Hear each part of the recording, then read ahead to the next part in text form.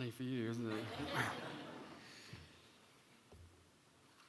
20 years ago, in the last months of her life, my mother campaigned to draw attention to the horrific and indiscriminate impact of landmines. She visited affected areas such as Huambo in Angola and Trevagnik in Bosnia. She heard how people in these communities lived in constant fear that each step may be their last. She met with those who had suffered life-changing injuries as a result of anti-personnel mines. She listened to their stories and helped share them with the world. At the time, the attention my mother brought to this issue wasn't universally popular. Some believed she had stepped over the line into the arena of political campaigning. But for her, this wasn't about politics. It was about people.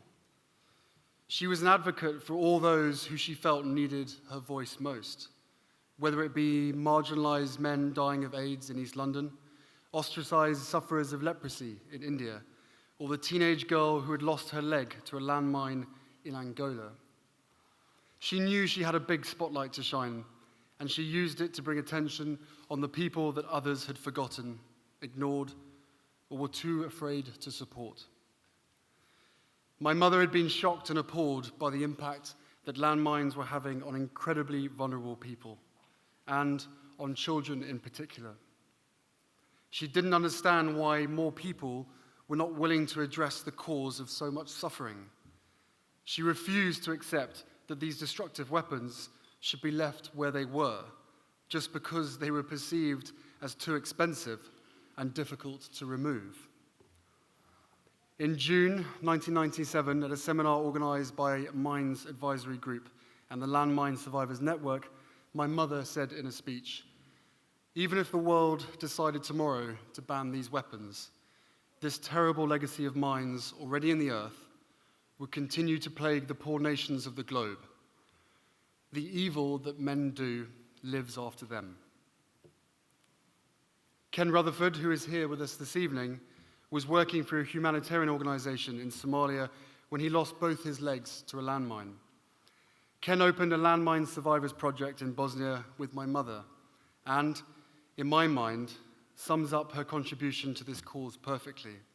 He says that she transformed landmines from a security issue into a humanitarian issue. I know if my mother was here with us today, she wouldn't be willing to accept any credit for the fact that the Ottawa Treaty was signed by 122 states in the same year as her visits to Angola and Bosnia. Rather, she would have applauded the public outrage and the resolve of those in positions of power to end the indiscriminate killing of civilians. She would have applauded that, in a moment of global conscience, the treaty put humanitarian, not military considerations at its heart. There is no question that a huge amount has been achieved in the last 20 years. Landmines remain politically toxic weapons in the eyes of people around the world. Vast government stockpiles have been destroyed, and production of these weapons by the world's arms producers has all but ceased. Additionally, thanks to the bravery and dedication of the teams from MAG, the Halo Trust, Norwegian People's Aid, Danish Demining Group, and others, 27 countries have now been declared mine-free, and out of the 30 countries deemed to have massive scale contamination in the 1990s, thankfully only a handful remain in this perilous position. The contribution of these demining organizations cannot be overstated. If you were to retrace my mother's footsteps through Huambo in Angola today, you would see no danger signs and have no need for a helmet or body armor. Where the land was once contaminated with deadly explosives, there is now a thriving community with a small college and a workshop making wooden furniture.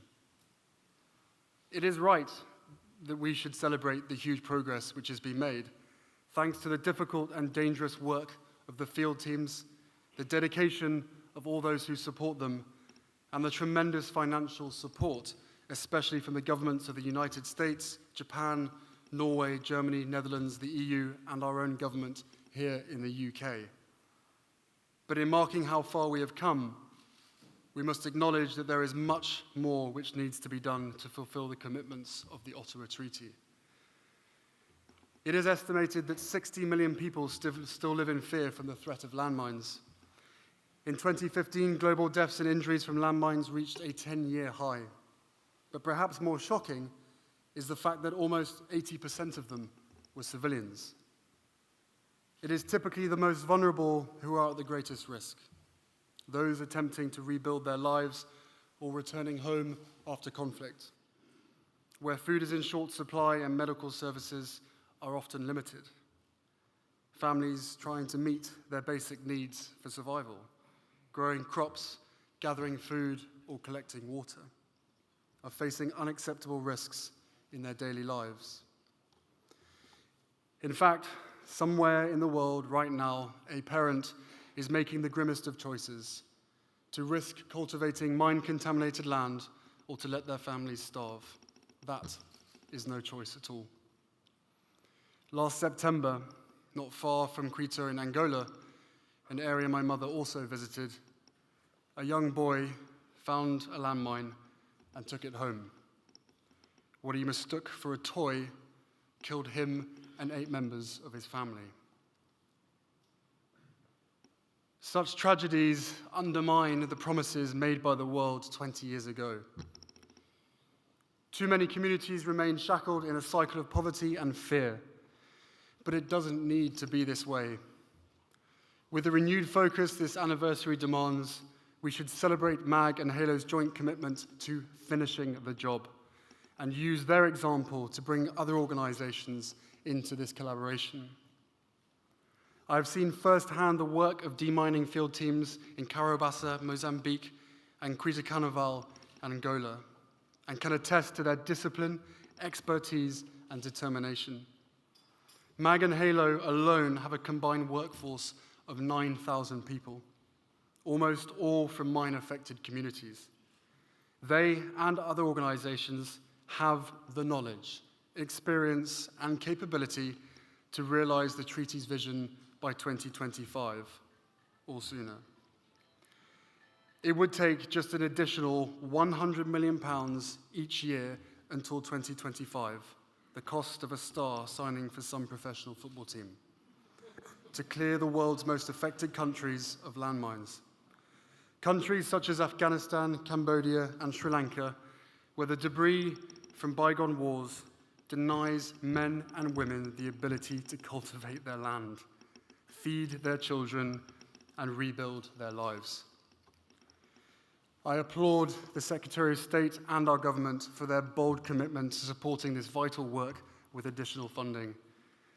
I hope this example will be seen by the international community as a reminder of the commitments made in 1997, and that other countries will redouble their efforts. Newcomers are encouraged and welcome to join this movement. The sooner we are able to clear all remaining landmines, the less chance there is of innocent lives being lost or changed forever. I would like to end by briefly introducing 2 people to you all. As I mentioned earlier, in August 1997, my mother traveled to Bosnia with Ken Rutherford. When she was there, she met 2 young boys, one Muslim, one Serbian, who had both lost legs to landmines. She shared their stories with the world and helped campaigners, many of whom are in this room, to change history. Those 2 young boys, Malik and Zarko, are now grown men and are with us today. 20 years on, they both still struggle with their physical and emotional injuries and with the high costs of replacing their prosthetics. When my mother said goodbye to Zarko that August, just weeks before her untimely death, she told him he would not be forgotten.